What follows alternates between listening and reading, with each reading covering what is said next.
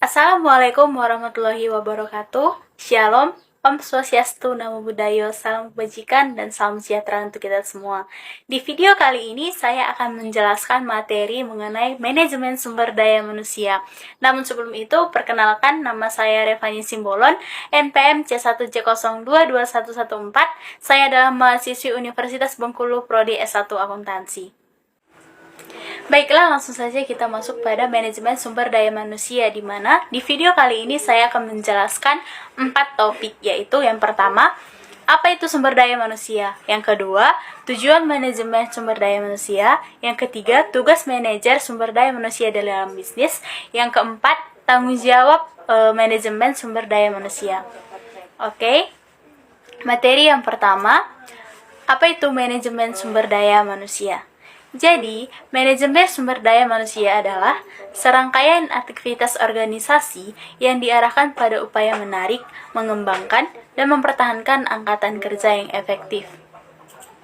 Kegiatan staffing diantaranya adalah menentukan kualifikasi calon pekerja, melakukan rekrutmen, seleksi kandidat, menyelenggarakan training dan development, melakukan evaluasi performa, dan memberikan kompensasi pada pekerja.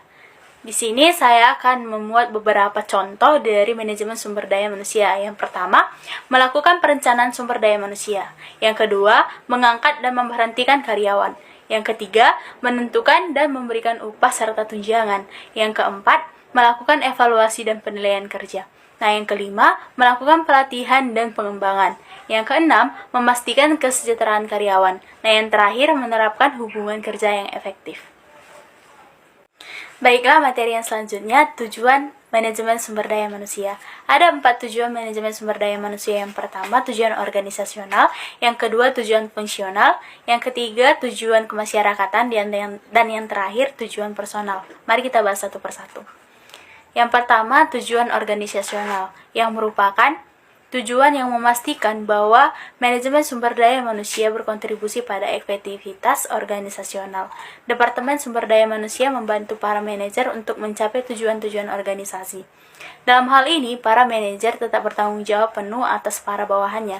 Departemen Sumber Daya Manusia hanya memberikan dukungan dalam hal-hal yang terkait dengan pengelolaan sumber daya manusia.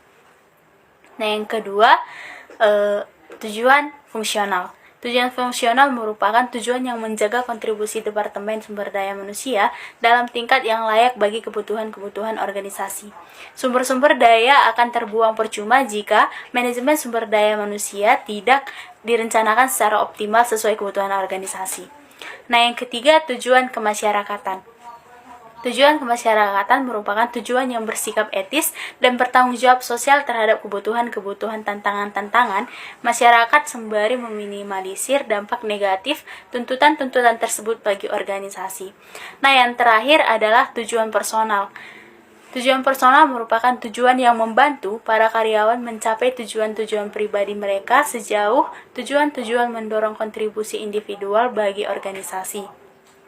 Tujuan personal para karyawan akan tercapai jika para karyawan dipelihara, dipertahankan, dan dimotivasi. Jika tidak demikian, kinerja dan kepuasan karyawan akan menurun dan karyawan bisa meninggalkan organisasi. Nah, lanjut pada materi tugas manajer sumber daya manusia dalam bisnis. Yang pertama, kompensasi terbagi atas 2, yaitu yang pertama, mendesain dan mengimplementasikan sistem kompensasi untuk semua karyawan. Yang kedua, menjamin keadilan dan konsistensi kompensasi. Yang kedua, karyawan dan hubungan perubahan. Yang pertama, melayani sebagai perantara antara organisasi dan sertifikat kerja. Yang kedua, mendesain sistem disiplin dan menangani keluhan.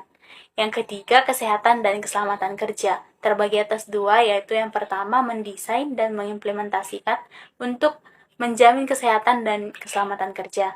Yang kedua, menyediakan bantuan untuk mengatasi persoalan pribadi karyawan dan berpengaruh pada pelaksanaan kinerjanya.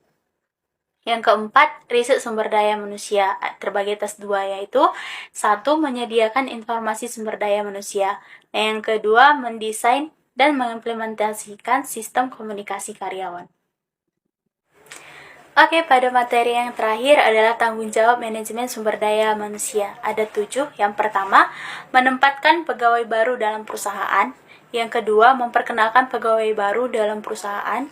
Yang ketiga, melatih karyawan untuk jabatan bagi mereka yang masih baru. Yang keempat, meningkatkan kinerja jabatan dari setiap orang. Yang kelima, mengendalikan biaya tenaga kerja.